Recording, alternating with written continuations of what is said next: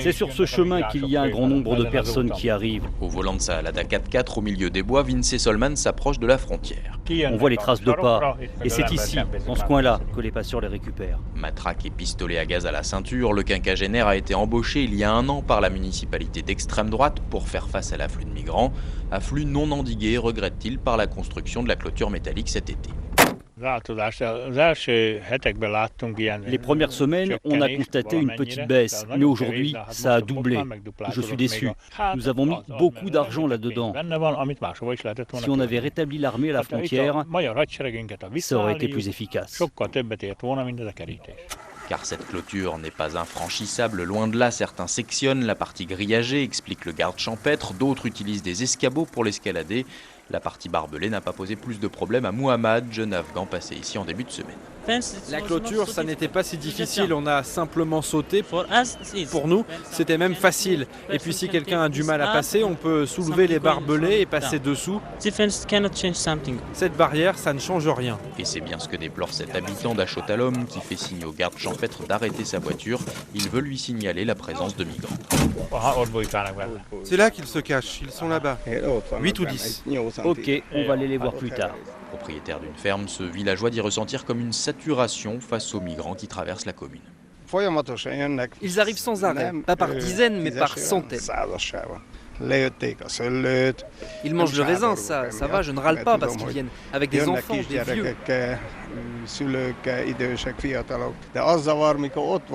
qui me dérange, c'est quand ils sont couchés par terre, devant ma maison. Cette barrière, elle n'a rien résolu. À Budapest, en revanche, pas question pour le gouvernement de parler d'un quelconque échec du projet porté par le Premier ministre, le droitier et populiste Viktor Orban, même si chaque jour ou presque une mesure est annoncée pour compléter le dispositif. Hier a été évoquée la construction d'un 3e élément de clôture, la veille c'était la promesse d'envoyer des renforts policiers, il est aussi question de déployer l'armée. Et puis le porte-parole du gouvernement, Zoltán Kovács, insiste également sur ce que certains appellent la clôture juridique. C'est vraiment inacceptable que les gens entrent sur le territoire simplement parce qu'ils le veulent. Cela semble être institutionnalisé dans l'Union européenne, que les gens viennent sans papier, sans possibilité d'établir une identité. C'est complètement intolérable.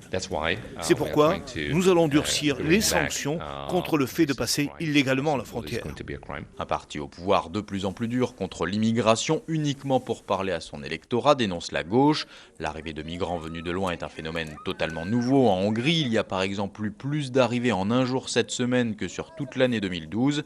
Et le gouvernement surfe sur le sujet, dénonce Julia Ivan du comité Helsinki qui défend les droits de l'homme.